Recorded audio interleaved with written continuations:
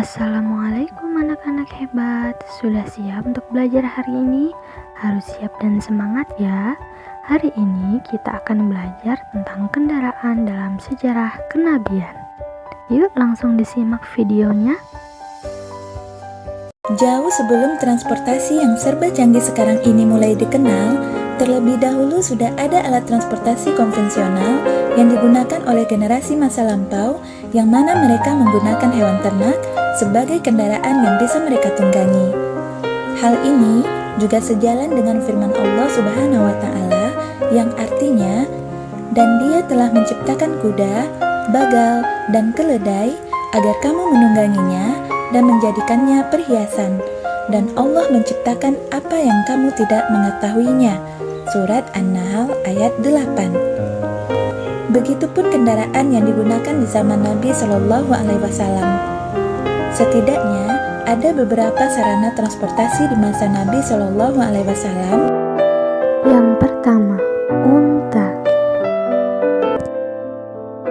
Rasul memiliki 20 unta perahan yang dibiarkan berkeliaran di hutan. Setiap malam diperah susunya hingga terkumpul sebanyak 2 geriba berukuran besar. Selanjutnya, ada unta yang bernama Al-Atba. Unta tersebut dibeli oleh Abu Bakar dari Bani Haris yang kemudian dibeli oleh Rasul seharga 400 dirham. Al-Atba ini dikendarai Rasul saat hijrah ke Madinah. Rasul menyebutnya sebagai tunggangan terbaik, namun terkadang menyusahkan kaum muslimin, maka oleh Rasul diikat agar tidak lari.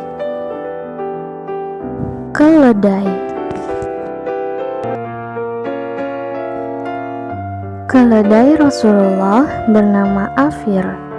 Pada perang Khaybar dan An-Nadir, Rasulullah menunggangi keledai yang memakai pelana dan diikat dengan tali yang terbuat dari serabut.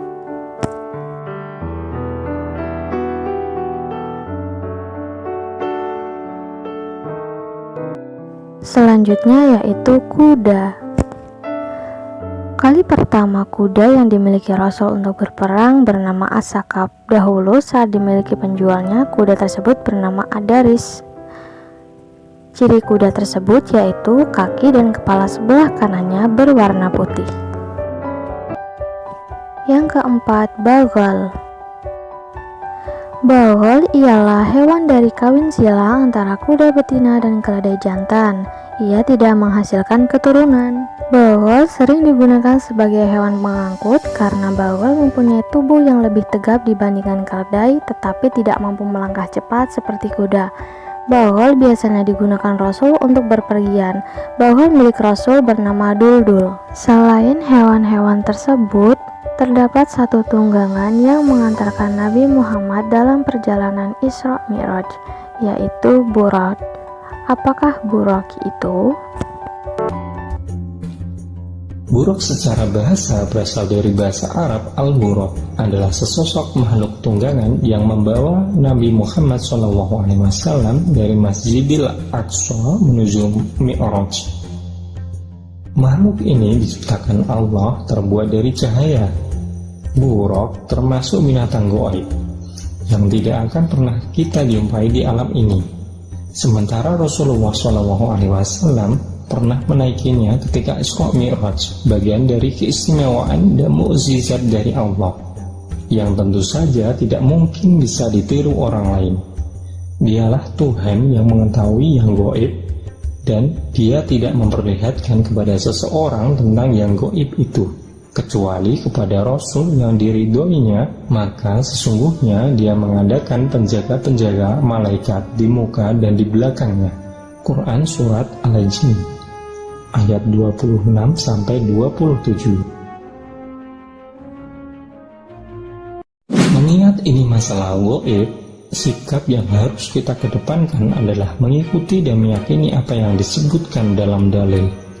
Artinya, kita hanya boleh meyakini sesuatu informasi yang sahih dari Nabi SAW. Di antara hadis yang menceritakan sifat-sifat Buraq antara lain, hadis dari Malik bin Sya'ah radhiyallahu anhu. Rasulullah SAW menceritakan kejadian Isra Mi'raj. Salah satu cuplikan kisahnya, Dibawakan kepadaku hewan tunggangan berwarna putih, lebih pendek dari bigol dan lebih tinggi daripada keledai, yaitu buruk. Hadis dari Malik, Rasulullah SAW bersabda, kemudian dibawakan kepadaku seekor hewan tunggangan putih, namanya buruk, lebih tinggi daripada keledai dan lebih pendek daripada bigal. Satu langkah kakinya di ujung pandangannya, lalu aku dinaikkan di atasnya. Sesampainya Nabi SAW di Masjidil Aqsa, beliau mengikat buruknya di tempat yang biasa digunakan para nabi untuk mengikat tunggangannya. Beliau mengatakan, aku mengikat buruk di salah satu pintu Masjid Baitul Maqdis, tempat di mana para nabi mengikatkan hewan tunggangan mereka.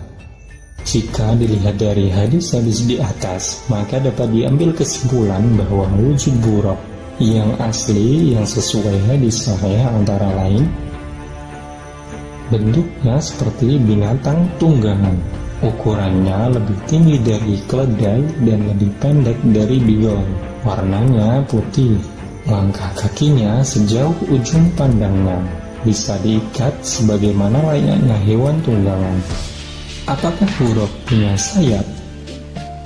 Banyak yang mengilustrasikan buruk layaknya gambar kuda bersayap, bahkan kadang ditambahi dengan tanduk. Namun setelah ditelusuri, kami tidak menjumpai adanya riwayat yang menjelaskan bahwa buruk bersayap. Dan sekali lagi, mengingat ini masalah gaib, kita hanya bisa mengikuti apa yang disebutkan dalam dalil tanpa nambah-nambahi.